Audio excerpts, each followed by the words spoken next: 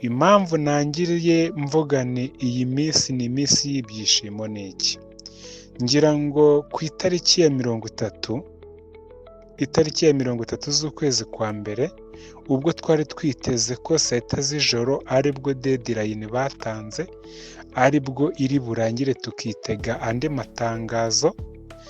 matangazo wenda twari tugiye kwitega, yari itangazo wenda ryo kuba bagiye gutangaza itariki yo kurocinga rino faranga, ariko nubwo twari twiteze iryo tangazo, bamwe ntabwo twari twishimye, bamwe bari bishimye uruhande rumwe, abandi tubabaye. Ngira ngo muri gurupe mwagiye mubibona, umuntu akajyaho akavuga ngo ngiye guhomba payi zanjye na mayininzi, ati ngiye guhomba payi zanjye na mayininze, ati sitepu ya 5 yanze gukunda, ati amazina yanjye arimo ibibazo. Kandi mumenye ko nubwo kuverifiya pasiwadi ndetse na fone namba biri gukunda, ariko mumenye yuko harimo abantu bafite ikibazo cy'amazina atarakunda. Rero abo nabo bitege ko muri iyi minsi 28 bongeyeho ibyo bibazo biba bikemutse. Ku itariki ya 30 z'ukwezi kwa mbere, abenshi hagati ya saa 7 na saa 11 babakuye muri tendative, kuko nanjye ndumva nari nyimazemo amezi 3, iyo tendative nanjye nibwo bayinkuyemo. Urumva nanjye mfite ibyishimo kuba deadline bari batanze itaramfashe, umunsi twari twiteze ko irangira nibwo bayinkuyemo. Rero bishatse kuvuga iki? Iyi minsi 28 bongeyeho, bavandimwe nimureke twe kuyinuba, kuko twebwe buri hari ibintu twishuka, ugasanga umuntu arimo aratekereza akavuga ngo rino faranga nirijya ku isoko mayiningi izakomeza. Jyewe ni amahirwe mbiha ko mayiningi izakomeza, kuko ni ukuvuga ngo nimba hari umuntu wafunguye akawunti ya Pi Network, uyu munsi wa none iyo kawunti ikaba amaze amezi 5 idakora, itakimayininga, ibintu yarabivuyemwo, byanze bikunze nidafata ziriya konti ngo izikure ku murongo, ejo bakajya bakumva ngo ifaranga ryagiye ku isoko, yakwifuza kongera kwegura ya konti yabitse, ugasanga Pi Network irimo irata agaciro. Rero nimureke twe kwinuba iyi minsi 28 bongeyeho. Iyi minsi ni iy'ingenzi kugira ngo tugume twitekerezeho, abantu bafite ibibazo twese tuzinjire muri open mainnet tumeze neza, nta muntu ufitanye ikibazo no kuwa team. N'abantu bakiri mu matendative KYC, ngira ngo abenshi murimo murabibona, barimo baragenda badukuramo, ibintu bikagenda neza cyane. Rero wijyaho ngo uvuge ngo utangire wenda uvuge ngo uyu mushinga ni sikamu, ahubwo nubwo iyi minsi 28 bayongeyeho, ni ahantu ihuriye na open mainnet. Dushobora kujya kubona tukumva baratangaje, baravuze bati ifaranga ryagiye ku isoko, ariko nta muntu n'uyu n'umwe usigaye afite ikibazo, kuko buriya nimba harimo abantu bafite ikibazo cy'amazina, ariya mazina naramuka agakosorwa, abantu batarakora KYC bakayakora, ariko nibaza ko iyi minsi, iyi deadline bari bashyizeho y'iminsi 30, isize abantu badakoze KYC ari bakeya mu bantu bazihawe. Abantu bahawe amarayiveness, ndabyibuka hari umukobwa wamamagaye, yari ari Kibagabaga, arambwira ati se Emmanuel, ko ngiye guhomba payi zanjye bimeze gute ko bamaye rayiveness nkaba nyimaranye amezi 3, nkaba narabuze telefone yo kuyikora, nkaba nafite telefone ibashije, bigende bite? Ndamubwira nti shaka umuntu wagufashije akugira inama. Ahamagaye wa muntu wamufashije amubwira ati nakubwiye ko iyo telefone yawe idashoboye, itakora rayiveness. Arangije arambwira ati none mbigenze ne? Ndamubwira ni wowe shaka umuntu utira telefone, dore dushigaje amasaha make, dore dufite saa 10, saa 11 zigere iyi liveness umaze kuyikora. Yabishyizemo umwete, telefone arayishaka, liveness arayikora. Rero bavandimwe, inshuti zacu, rwose nimureke two gucika intege. Uyu mushinga ni uwacu, nta muntu tuwusiganira, kuko buriya bajya baca umugani ngo agatinze kazaza n'amenyo ya ruguru. Open Mainnet byanze bikunze iri bugufi, kuko nta muntu wari uzi ko kuverifiya phone number bizemera, ariko musigaye mubona biremera 100%. Biremera 100%. Abantu mwibagiwe amapassword yanyu, nimugerageze mwongere mushake izindi password kugira ngo mubashe kubungabunga konti zanyu, kugira ngo Open Mainnet izajye kugera ibintu byarakemutse. Ikindi, abantu bashaka guhindura amagambo 28 ziriya mfunguzo zihindure, ariko numara kuzihindura uzikomeze. Mumenye ko ziriya mfunguzo za mbere ni warranty ya mbere. Nuramuka ushatse izindi mfunguzo za kabiri, izaba ibaye warranty ya kabiri.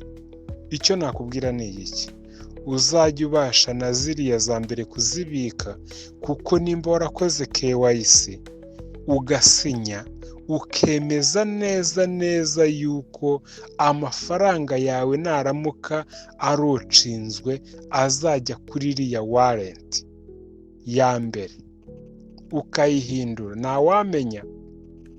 Iby'ikoranabuhanga n'ikoranabuhanga. Fata ziriya passphrase zawe za mbere nazo uzibike neza, kuko ushobora kuzashiduka zawe bazirocinze kuri ya wallet ya mbere, ugasanga ugiye guta umutwe. Rero nimba ugiye gushaka indi wallet ya kabiri, nyamuneka ihangane n'iriya wallet ya mbere. Ziriya mfunguzo 24 ureba ahantu zibika, nazo uzigumane.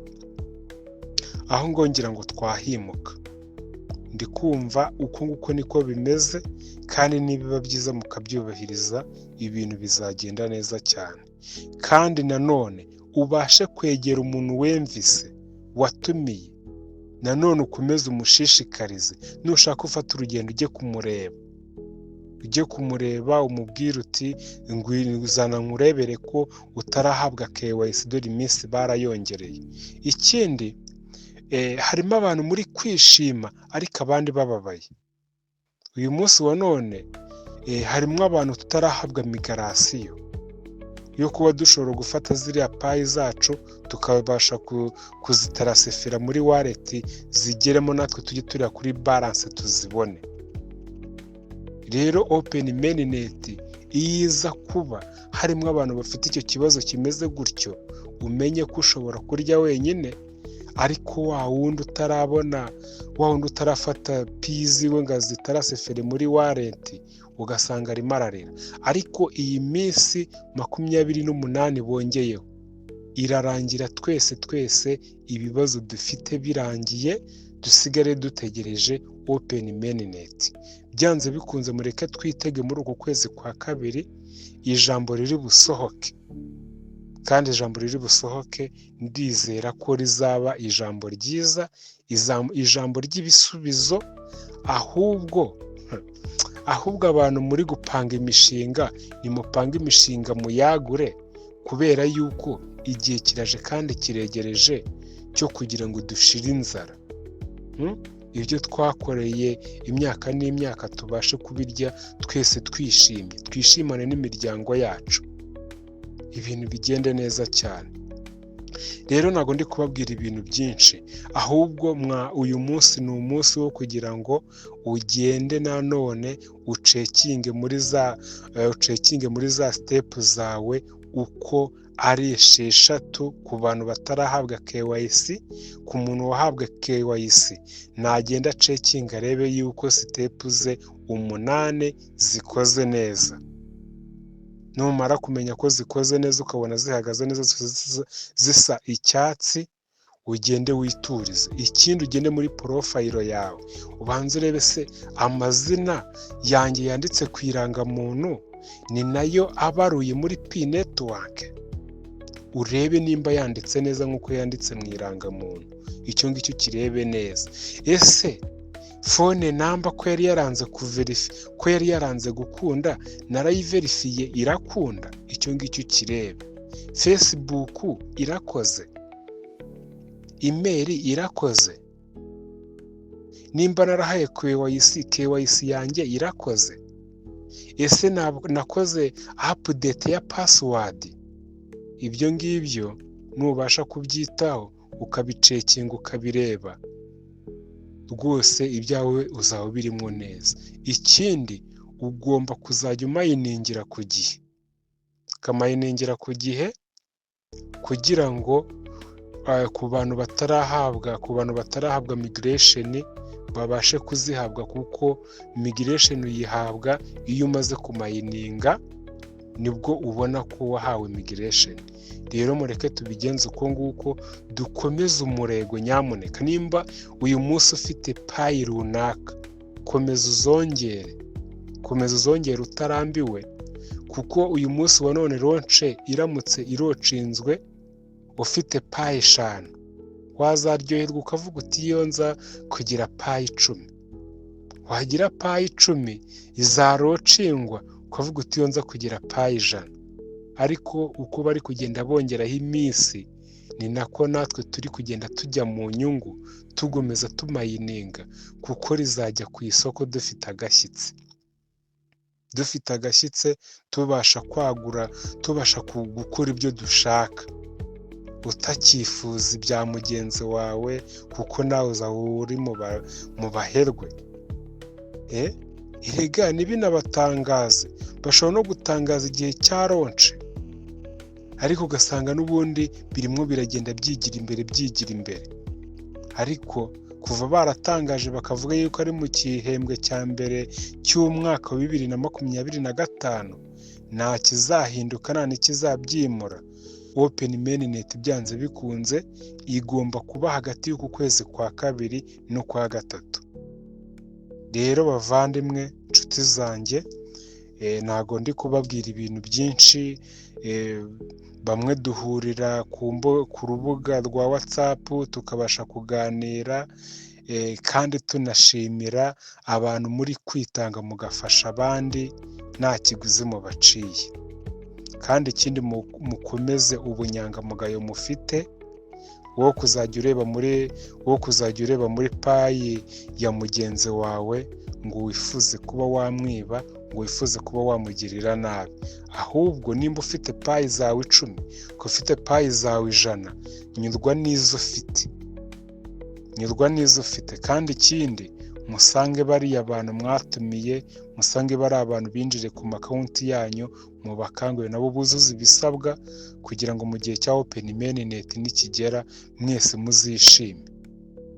muzishime, kuko nuramuka umwihoreye Open Mainnet ikaba rino faranga rikarocingwa, ibintu yarabivuyemo yarahagaze, azakwita umwanzi we, azakubwira ati kuki utigeze umbwira. Bizamera nko ku bwa Nowa yubatse inkuge, akazajya abwira abantu ati nyamuneka mwakwihannye, inkuge ikazajya yikingura. Natwe tugomba kumenya yuko iyo ari inkuge yacu y'amahirwe y'ubukire burimo, irimo iragenda yikingura. Bishatse kuvuga iki? Nimba yikinze, wowe umaze gukora KYC irakinze. Numba umaze kuyikora, hari undi hanze utarakora KYC, irikingura kugira ngo wa muntu nawe utarakora KYC abashe kwinjira mu bandi. Rero murakoze, Imana ibahe umugisha kandi Imana ikomeze kubarinda, kuko muri abakire b'ejo hazaza. Icyo cyo ni ihame tugomba kukimenya. ugomba kukimenya. Tugiye kuzaba abashoferi, tugura imodoka, tugura iki, twishime, tujye mu munezero. Murakoze cyane rero, Imana ikomeze kubarinda.